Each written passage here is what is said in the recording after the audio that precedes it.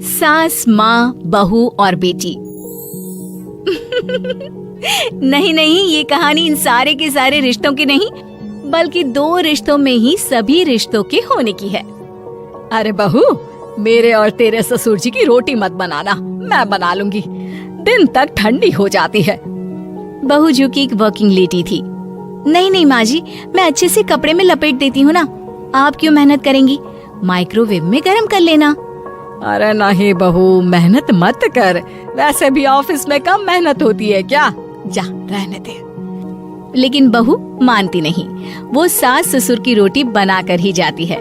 दोपहर में खाने के वक्त ससुर जी कहते हैं, अरे बहू को रोटी बनाने के लिए क्यों मना कर दिया, क्या हो गया, ठंडा ही तो खाते आए हम लोग हमेशा से। अरे वो क्या है ना, सुबह ऑफिस जाती है, घर का सारा काम करने में वक्त लग जाता है, अरे थकती है वो अलग, तो मैंने सोचा बहाने से ही थोड़ा कम काम करवाऊं। ससुर मुस्कुरा रहे होते हैं। ये तो अच्छा है, बहू को समझना जरूरी है। वक्त बीत रहा था, घर में सब खुश थे कि एक दिन, माँ जी आप शाम को थोड़ा टहलने निकला करें, घर पर रह रहकर हड्डियां जाम होती है, पापा को भी ले जाया करिए, मैं वक्त पर तो आ जाती हूँ। बहू ठीक 5 बजे ऑफिस से घर आ जाती है। फिर चाय नाश्ता बनाकर सास ससुर के साथ बैठती, उन लोगों को सारा दिन का हाल बताती। रात को पति घर आता है। क्या बात है बेटा, ऑफिस से आकर कभी हम लोगों के साथ भी बैठा कर। अरे माँ, दिन रात काम करके मन ही नहीं करता, अगले दिन की फिर तैयारी होती है, आप और पापा ही कमरे में आ जाओ। इससे अच्छी तो बहू है, कितना भी थकी रहे, घर आकर हम लोगों के लिए चाय नाश्ता बनाना, फिर बातें करना। बहू ना होती तो हम बुढ़ा बुढ़िया तो बैठे ही रह जाते। सास और ससुर अब बहू के कहने पर शाम की सैर पर निकलने लगते हैं। सास की कई सहेलियां बनती है तो ससुर को भी कुछ बुजुर्ग लोगों का ग्रुप मिल जाता है। कैसा रहा सहेलियों के साथ शाम का वक्त? हम लोगों ने तो भाई खूब योगा किया। अरे हम लोगों को गप्पों से फुर्सत ही नहीं होती। वैसे मिसेस मल्होत्रा आज बहू के बारे में कुछ बोल रही थी। तभी वहाँ ऑफिस से बहू आ जाती है जो जींस और टॉप में होती है। क्या बात है माँ, क्या कह रही थी आपकी सहेली आपकी बहू के लिए?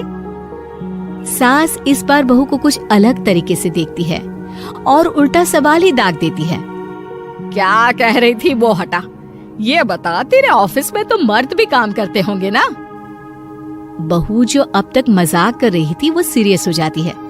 मर्द होंगे नहीं माँ जी, मर्द ही ज्यादा हैं।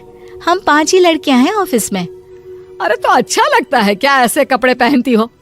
कल से तुम ना साड़ी पहनकर ऑफिस जाना, और हाँ, शाम का नाश्ता थोड़ा जल्दी बनाया करो, नाश्ता बनाकर बाद में ही ऑफिस के कपड़े चेंज करने जाना। बहू को समझ में नहीं आता कि सास को हो क्या गया है, लेकिन वो कुछ नहीं कहती, सीधे किचन में जाकर चाय नाश्ता बनाती है और सास ससुर को दे देती है। अगले रोज बहू ऑफिस के लिए तैयार होती है तो खूब सुंदर सी साड़ी पहनती है और ऑफिस के लिए निकलने से पहले सास और ससुर के पैर छूती है और निकल जाती है। क्या बात है, आज मेधा के ऑफिस में लग रहा है कोई फंक्शन है। अच्छा, पता नहीं, मुझे तो बताया नहीं, वैसे तो सारी बात करती रहती है। अरे देखा नहीं कैसे साड़ी पहनकर जा रही थी? अरे वो तो मैंने ही बोला है उसे। अरे अच्छा लगता है क्या रोज रोज ऐसे सूट या जींस में जाना? बहू हो, बहू बनकर रहो, और आप भी ना मेधा मत किया करिए, बहू बोला करिए, सर पर चढ़ जाएगी तो दिक्कत हो जाएगी।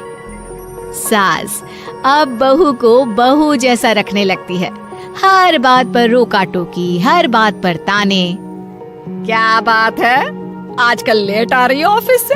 अरे चाय के लिए भी देर हो जाती है, हम लोग फिर पार्क में भी देर से पहुंचते हैं।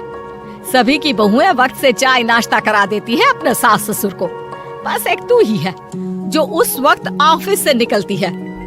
माँ जी, वो एक रास्ता पुलिस वालों ने न जाने क्यों बंद कर रखा है, जिसके कारण ट्रैफिक ज्यादा हो जाता है। मैं कोशिश करूंगी कल वक्त से पहले निकल जाऊं। ससुर देख रहे होते हैं कि बहू अब परेशान सी रहने लगी है। एक रोज, मेधा, बेटी मेधा। जी पिताजी। बेटा देख जरा कौन सी टी शर्ट अच्छी लग रही है।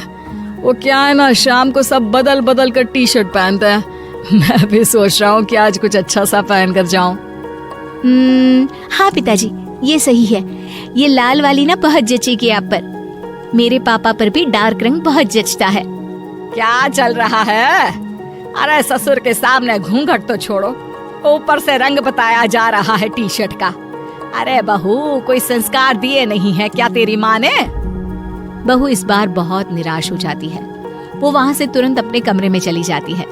अब बहू घर का सारा काम करती, ऑफिस जाती, लेकिन साड़ी और सर पर पल्ला लेकर। एक बार पड़ोसन उनके घर आती है। वाह सुमित्रा बहन, बहू का तो रूप ही बदल दिया। ठीक किया, बहू बहू जैसी ही अच्छी लगती है। अच्छा चलती हूँ मैं। पड़ोसन के जाने के बाद सास बड़ी अकड़ के साथ कहती है, देखा मेरा कमाल, कैसे मैंने मेधा बहू को कंट्रोल में कर लिया। अब बारी ससुर के बोलने की थी। हाँ सुमित्रा, बिल्कुल ये काम तो किया है तुमने, लेकिन कभी सोचा क्या खो दिया? क्या खो दिया? मैंने तो कुछ नहीं खोया जी। खोया है, पहले बहू जब ऑफिस जाती तुम्हारे पैर छूकर तुम्हें गले लगाती, लेकिन अब सिर्फ पैर छूती है। हाँ जी, ये बात तो आप ठीक बोल रहे हैं। पहले घंटों हम लोगों से बात करती, कमरे में ना जाती, ऑफिस से आते ही खुद की चाय, खाना, नाश्ता सब हम लोगों के साथ करती, सारी बात बताती। लेकिन क्या तुम्हें पता है, बहू की तबीयत खराब चल रही है, वो माँ बनने वाली है। ये बात मुझे बेटे ने बताई कि तुम्हें बता दूं। अब सास की आंख में आंसू थे।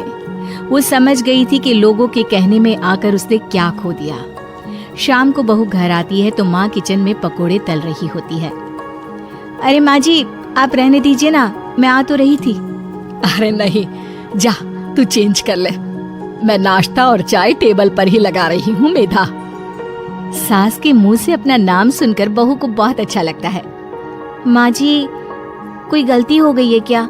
मेरे होते हुए आप काम करे, ये ठीक नहीं है। संस्कारी और समझदार बहू सास को माँ समझती है, लेकिन सास की बेवकूफी उसे सास ही बनाकर रखती है।